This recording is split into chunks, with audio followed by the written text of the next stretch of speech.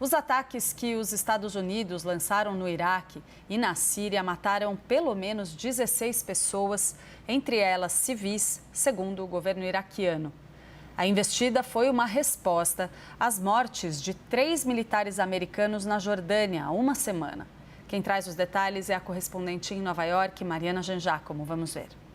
Os ataques aéreos contaram com artilharia pesada. Em meia hora, atingiram 85 alvos em 7 localizações diferentes. Governos do Iraque e da Síria condenaram a ação.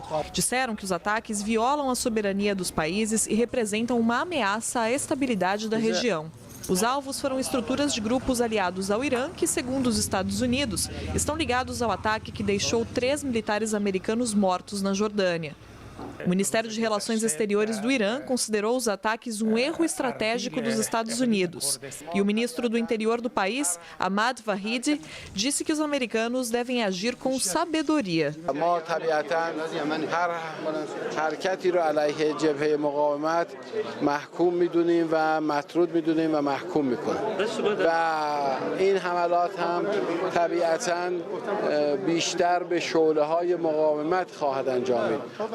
باید عاقلانه عمل کنند که البته خیلی بعیده ما در امریکایی‌ها نمی‌بینیم ولی اگر بخوان عاقلانه عمل کنند باید از سمات‌های رژیم صهیونیست دست. Uma resposta dos Estados Unidos às mortes dos militares já era esperada. A questão era como seria essa resposta. Ao mesmo tempo em que quer demonstrar força, o governo americano busca sustentar a retórica de que não quer escalar os conflitos na região. Em um comunicado, o presidente Joe Biden afirmou que esse foi apenas o começo da resposta e que os Estados Unidos vão continuar a responder onde e da forma que escolherem. De Nova York, Mariana Jangiacomo. A gente traz aqui para a tela de novo Lorival Santana. Lorival, explica para a gente exatamente qual que é o impacto desse novo ataque aí dos Estados Unidos lá no Iraque e na Síria.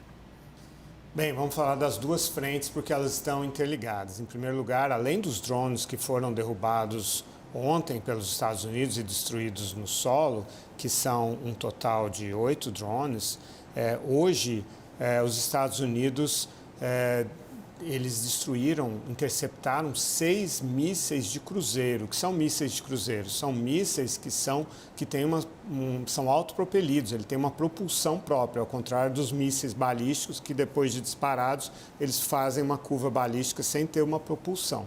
Bom, ontem foram 8 drones que estavam no ar e 4 que foram destruídos no terreno. Hoje foram 6 mísseis balísticos antinavios, que, segundo os Estados Unidos, estavam prontos para serem disparados pelos Houthis. Os Houthis eles estão acostumados com bombardeios aéreos que tentam destruir os arsenais deles. Desde 2014, eles estão numa guerra contra o governo internacionalmente reconhecido do Iêmen, que é apoiado pela Arábia Saudita e Emirados Árabes Unidos, que usam aviões americanos para tentar destruir os arsenais dos Houthis. Então, isso mostra que os Houthis já conhecem essas táticas e os Estados Unidos, há cerca de 10 dias, reconheceram que haviam conseguido destruir apenas 1/3 do arsenal dos Houthis. Então, essa é uma frente muito ativa que ainda vai dar muito trabalho para as forças americanas e aliados para tentar proteger o tráfego ali no Mar Vermelho e no Canal de Suez, por onde passa 1/3 da carga marítima mundial.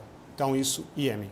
Com relação a Iraque e Síria, além dos 16 mortos no Iraque, segundo o Observatório Sírio dos Direitos Humanos, que é um organismo bastante respeitado, eu conheço ele, eles só dão dados quando eles têm os nomes das pessoas mortas, 23 pessoas foram mortas na Síria. Então, no total, 39 mortos. E os Estados Unidos, como a Mariana disse, já disseram que esse não é o final da resposta dos Estados Unidos àquele ataque de domingo na Jordânia que matou 3 militares americanos, os 3 negros, o que é bastante simbólico. A gente falava antes da luta do Joe Biden pelo voto negro, certo? Então, os Estados Unidos, no entanto, não estão querendo uma escalada com o Irã. A própria forma de operar mostra isso. Por quê? O ataque foi no domingo e só ontem os Estados Unidos começaram a retalhar depois de avisar que iriam responder. Isso deu tempo para essas bases pró-iranianas no Iraque e na Síria esconderem os seus os seus combatentes, sobretudo os iranianos mesmo, que são da Guarda Revolucionária, que se protegem nessas horas, e também os seus armamentos mais valiosos. Deu tempo para eles guardarem isso. Então, é uma retaliação que acaba, nós estamos vendo imagens aí de áreas civis sendo atingidas, né? Acaba atingindo, pelo efeito colateral, muito mais áreas civis do que esses combatentes que conseguem ou se esconder nos subterrâneos ou sair dessa área geográfica. Mas os Estados Unidos querem dar essa resposta ao Irã, principalmente pelo aspecto político, não tanto geopolítico, mas político. Joe Biden tem eleição em novembro e é acusado pelos republicanos de ser muito mole com os inimigos dos Estados Unidos. Mas uma escalada que levasse a uma guerra direta entre Estados Unidos e Irã, por exemplo, não é algo que nem eleitoralmente interessa ao Joe Biden. A gente sabe como começa uma guerra entre Estados Unidos e Irã, envolvendo Israel, mas não sabe como termina, né? O Irã está muito perto de desenvolver armas nucleares. Então, o Irã também não tem interesse de uma guerra agora. Aliás, nunca, porque isso destruiria o regime iraniano. Mas o Irã agora usa os seus proxies, né, os seus grupos armados por procuração, como os Houthis do Iêmen, essas milícias pró-iranianas na Síria e no Iraque, o Hezbollah, que é uma milícia pró-iraniana no Líbano, e o próprio Hamas, também patrocinado pelo Irã, nos territórios palestinos, para exatamente criar um efeito de dissuasão contra um possível ataque direto contra o Irã. Ele tem todos esses grupos que criam irritantes, que criam problemas.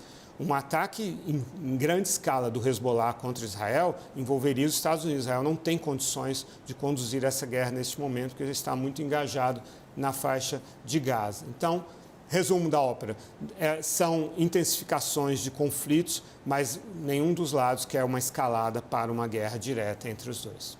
Vamos torcer para que não escale, né? Obrigada, Lorival Santana.